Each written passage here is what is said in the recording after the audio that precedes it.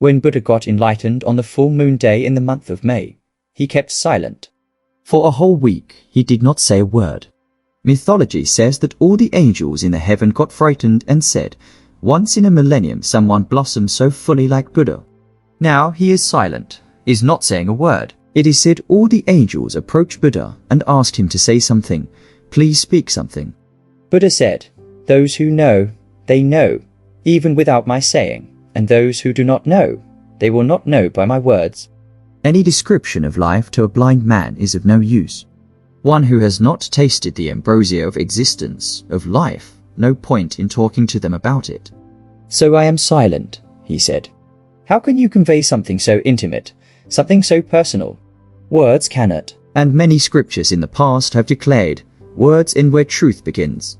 The argument was very good, but the angel said, "Yes, we agree.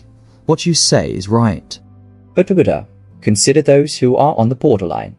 There are few who are in between, who are neither fully enlightened nor totally ignorant. For them, a few words will give a push. For their sake, you speak something, say something, and every word of yours will create that silence. For the purpose of words are to create silence. If words create more noise, then they have not reached their goal. And Buddha's words would definitely create the silence, because Buddha is the manifestation of silence. Silence is the source of life, and is the cure for diseases. You might have noticed when people are angry, they keep silent. Either they shout a lot, and after shouting, they become silent. Or when you are sad you say, "Leave me alone." You keep a long face and keep silent. You can easily make out whether someone is in the right mind or not. If they are very silent, then you know something wrong. If you are sad, you go and become silent. People put their head down and they keep silent. And if you are ashamed, you become silent. And if you are wise, you become silent. And when you are confronted with ignorance and useless questions, you become silent. What can you do? When Jesus was asked to prove, "Are you the Son of God?" he kept silent. That was the wisest thing to do.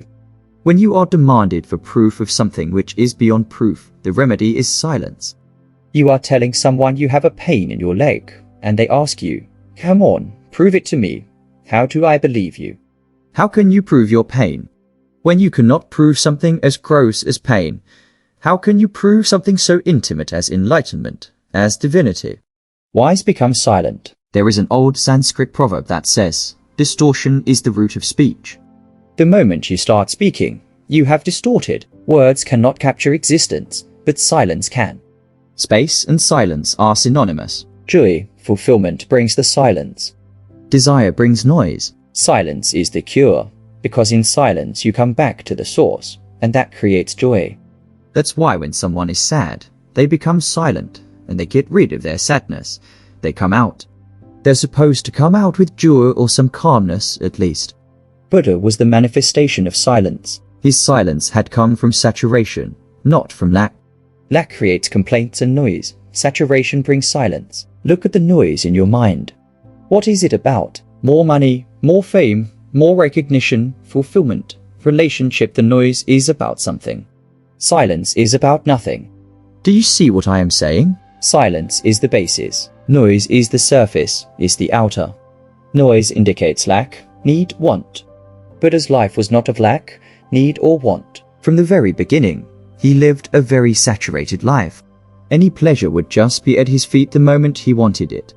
Gautama, Siddhartha lived such a life, and you would wonder how a person of such pleasure and luxury could talk about sorrow.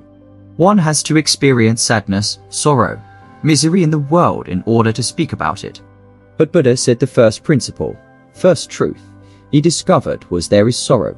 As he was that sensitive, that saturated in the sensual pleasures from outside, there was nothing to go in for, because everything would be there. How would you go in for something which is already there? All the pleasures were there. He was silent from the very beginning, because there was saturation. His silence had arisen out of saturation. But one day he said, "I would like to go and see what the world is." This inquiry, inquisitiveness arose in him. And when he saw someone who is sick, someone who is old and dying, and someone who is dead, these three instances or events was good enough to bring in him the knowledge that there is misery. When he saw someone sick, Buddha said, "Enough, I have experienced it." Such deep silence, such consolidated silence alone can be that sensitive. To see someone's pain and reflect it totally and feel it, experience it. Just a glimpse at an old man and a dead body was good enough. Buddha said, "There is no joy in life." He said, "I am dead already." There is no meaning in life. Come on, let's go back. He went back to the palace. We see so many people dying. We see so much of misery. We remain insensitive. Why? Because there is no silence. We are caught up in our own little hankering, cravings and aversions. The mind is filled with its own noise. It is unable to perceive the music of existence. Silence is the music of this existence. Silence is the secret of this existence. Just a glimpse of misery was good enough for Buddha to start on a journey of inquiry. What is the purpose of life? Why are we living? What is the universe about? All these questions, the most meaningful questions, arose in that silence of saturation. Then Buddha set out in quest of truth, all by himself, leaving the palace, his wife and son. Stronger the silence, powerful will be the questions too, that arise from such a silence. Nothing could stop him. So he escaped. He knew in the daytime he wouldn't be able to go. So he quietly escaped from the palace in the night, and for many years he searched. He did all that people told him to do, went from place to place. Someone said, "Do fasting." He did the fasting. He walked many paths and finally sat and discovered for truths. Dukkha, in the world there is misery. And there is a cause for misery. You cannot be unhappy without any reason. You can be happy with a reason, without any reason, but you cannot be unhappy without a reason. If you notice, a baby, a child, it cries only when it needs milk, or when it has to go to sleep, or it needs something. But when the needs are taken care, a child is happy, joyful. A baby will look at its own finger and is happy. It's not even looking at its finger. It's happy, simply joyful, because joy does not need a reason. Laughter does not need a joke. But misery has a cause. Whenever you are unhappy, there is a cause for that unhappiness. So Buddha said, the first truth is there is misery. World is misery. When this truth becomes solidified in the mind, in our experience, world is misery. Then alone you are able to see what is beyond this world, that something, the spirit, which is all joy. In life, there are only two possibilities to learn. One is to observe the world around us and know from others' suffering and others' futile exercises that this is waste. Or on your own experience go through it, and then you'll find it is misery. There is no third possibility. The more sensitive you are, you don't need to go through all that by yourself. You can look at those who are going through and become wise. If that is not possible, never mind, you go through. You will come out of it complete, more wise. This is for sure. Life is immortal. It's only matter of learning the lesson sooner or later. There is misery, you cannot deny that. And there is a cause for misery, the second truth. The third truth, he says, it is possible to eliminate misery. If misery is your nature, you cannot eliminate it. And the fourth truth, he said, there is a way, there is a path to get out of misery. And the path, he prescribed eightfold path which included the right practice. The right meditation, the right equanimity, the right kind of silence. It's not the silence of mourning. It's not the silence of anger. Hatred, the right type of silence, the right type of samadhi, the right vision, the right equanimous vision. Mind is noise. The source of mind is silence. That's why Buddha said, no mind. That doesn't mean that Buddha was not talking. How can you talk? How can you interact with people if there is no mind? When Buddha said, no mind, he meant not the chain of thoughts that simply wander around in your mind all the time. Buddha kept silent for many questions. An ancient rishi said, become answerless. Every question only pushes the question a little further. Every answer brings forth many more questions. There is no end to question or answer session. It can go on forever. You answer one question, it'll bring forth another 10 questions. Question and answers are the pair, are the couple. They have no family plan. He said, go beyond the questions, be answerless, for you are.